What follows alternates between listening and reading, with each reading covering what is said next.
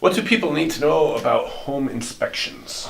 Okay, so when you have a residential property under contract, you're going to get a home inspection. A home inspector is going to come out, and one of the first things you need to realize is the wording that a home inspector uses is scary. It's scary wording.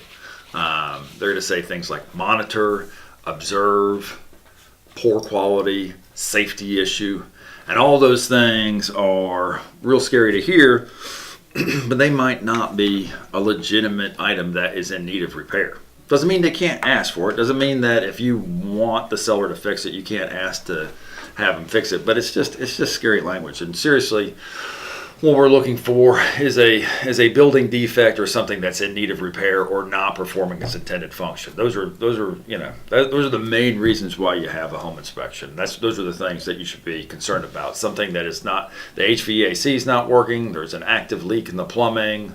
There's an electrical problem. There's a structural problem. These are all things that you should be concerned about. But when you get this home inspection, it is 40, 50, 60 pages, and it is very detailed, and you're going to say to yourself, how did I get stuck with this piece of crap? I mean, you're just going to be so scared. And that's it's the home inspector's job to let you know everything about that property, but I think that it's a good home inspector that is able to communicate the language to the client is much better, and shouldn't use scare tactics. So a home inspector is going to be charging between $350 to $700, and you get 3 home inspections. You're going to have 3 different reports, and you get a home inspection yourself as a seller and make all the repairs.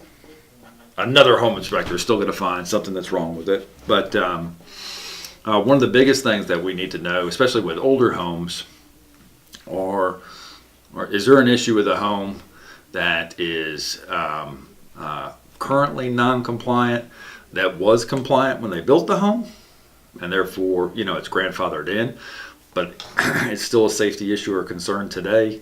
Of course you want to fix it or whatever. So to give you an example, a home that was built in the 1920s didn't have a smoke detector or carbon monoxide detector. Well, do you want to have something like that in the house? Yeah, absolutely. So that is something that's concerned. If you have anything that utilizes gas or propane that isn't grounded properly, well, in the 40s, 50s, and 60s they didn't ground those things, but certainly in the 21st century they ground those things. And so there are things that people did years ago that aren't done now, and a buyer's going to go, well, this is a horrible house and everything. It's not a horrible house. It was built to the code then. It just might not be built to the code now. And then one of the biggest, hottest issues right now is permitted versus non-permitted. And if you get anything done, the agents want to make sure, it has to be permitted. Everything has to be permitted, And there are legitimate things that a homeowner does that should have been permitted that wasn't permitted. Like, let's say there's a third floor walk-up attic. Well, clearly that should be permitted and everything. And a lot of people go, I can drywall it, I can put in the electrical and everything. And that's not a safe addition of the house, probably, that hasn't been done properly. But let's just say somebody built a deck off the back of their home. And decks are a scary thing. That's structural and everything. You want to make sure, well, if the deck is 15 years old and it wasn't permitted, and it is built to a workmanlike standard and is still surviving 15 years later and everything, the fact that deck didn't have a permit probably isn't a huge big deal. Other agents will argue with that, but I'm in the business, and I think that you can tell if something is done in a solid, good, workmanlike manner, I think. So then we get into an issue when you have the home inspection, who's going to do the inspection? And the carry agents are so smart and creative and detail-oriented that they put in their due diligence request that a licensed electrician has to do the repair, a licensed HVAC technician has to do the repair, a licensed general contractor has to do the repair. Well, I just got a inspection today where there's some fibrous cement hardy plank on the house. It has separated it needs to be caulked. Well, can't the seller caulk that? I have to get a licensed general contractor to do that. That's ridiculous. So, sometimes the carry agent gets a little impractical because this is Chatham County and our sellers are willing and able to do such repairs themselves. And then the last thing that's become an issue here of late is re-inspection. So you have your home inspection, you get a list of things that you want repaired or improved upon.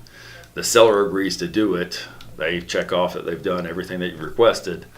Well, then a lot of times the buyer would like to have this re-inspected, and who's going to pay for that?